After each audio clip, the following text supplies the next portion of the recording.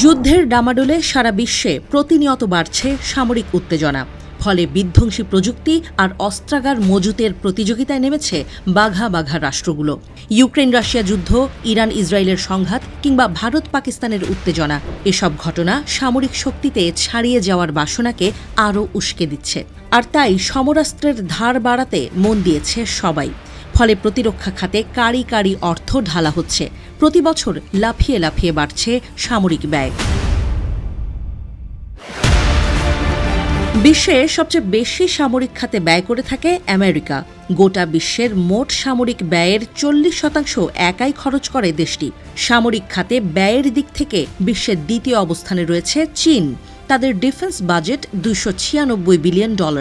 এছাড়া তৃতীয় স্থানে থাকা রাশিয়ার গত বছরের ডিফেন্স বাজেট ছিল $149 বিলিয়ন, আর 2023 সালে $83.6 বিলিয়ন প্রতিরক্ষা খাতে খরচ করেছিল তালিকার 4 নম্বরে থাকা ভারত। উপমহাদেশের আরেক পরমাণু শক্তিধর রাষ্ট্র পাকিস্তানের ডিফেন্স বাজেট $8.5 বিলিয়ন। জাতীয় সার্বভৌমত্ব এবং নিরাপত্তার জন্য এসব দেশ কারি কারি অর্থ খরচ করলেও পৃথিবীতে এমন কিছু দেশ রয়েছে যারা প্রতিরক্ষা বাজেটে $1 খরচ করে না, এমনকি তাদের কোনো স্থায়ী সেনাবাহিনীও নেই। এই তালিকার প্রথমেই আছে দক্ষিণ আমেরিকার দেশ কোস্টারিকা। এর উত্তরে নিকারাগুয়া, দক্ষিণ পূর্বে পানামা, পশ্চিমে ও দক্ষিণে প্রশান্ত মহাসাগর এবং পূর্ব দিকে ক্যারিবিয়ান সাগর। 1948 সালে গৃহযুদ্ধের পর তার সামরিক বাহিনী বিলুপ্ত করার সিদ্ধান্ত নেয় দেশটি। সামরিক বাহিনীকে সরিয়ে সেই বরাদ্দ জনগণের জন্য বিনিয়োগ করার পরিকল্পনা করা হয়। কম অপরাধের হার এবং ভৌগোলিক বিচ্ছিন্নতার কারণে আইসল্যান্ডেও সেনাবাহিনী নেই। জাতীয় নিরাপত্তা, অনুসন্ধান ও উদ্ধার এবং সামুদ্রিক টহল পরিচালনা করতে দেশটিতে রয়েছে একটি বেসামরিক কোস্ট গার্ড।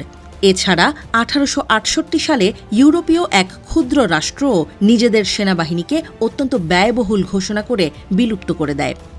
দেশটি হল লিখটেনস্টাইন। এর কোনো স্থায়ী সামরিক বাহিনী নেই। অভ্যন্তরীণ নিরাপত্তার জন্য ছোট একটি পুলিশ বাহিনীর অস্তিত্ব বজায় রেখেছে দেশটি। তালিকায় থাকা আরেকটি দেশ হল ল্যাটিন আমেরিকার দেশ পানামা। বহু বছরের একনায়কতন্ত্র এবং সংঘাতের পর 1990 সালে নিজেদের সামরিক বাহিনী বিলুপ্ত করে দেশটি। এখন তাদের একটি পুলিশ বাহিনী এবং একটি উপকূলরক্ষী বাহিনী রয়েছে। এর শান্তি ও নিরাপত্তা মূলত মার্কিন সম্পর্ক এবং পানামা খালের আন্তর্জাতিক গুরুত্বের ওপর নির্ভর করে। পৃথিবীর ক্ষুদ্রতম রাষ্ট্র ভ্যাটিকান সিটিরও নিজস্ব কোনো সেনাবাহিনী নেই। পোপের সুরক্ষার জন্য নিযুক্ত রয়েছে একটি বিশেষ দল, সেটির নাম সুইস গার্ড। অতীতে নিরাপত্তার জন্য এখানে সেনাবাহিনী থাকলেও 1970 সালে ভ্যাটিকানের সশস্ত্র বাহিনী, যার নাম প্যালাটাইন গার্ড এবং নোবেল গার্ড, ভেঙে দেন তৎকালীন পোপ। তারপর থেকে ভ্যাটিকান সিটির প্রতিরক্ষার দায়িত্ব ইটালির হাতে।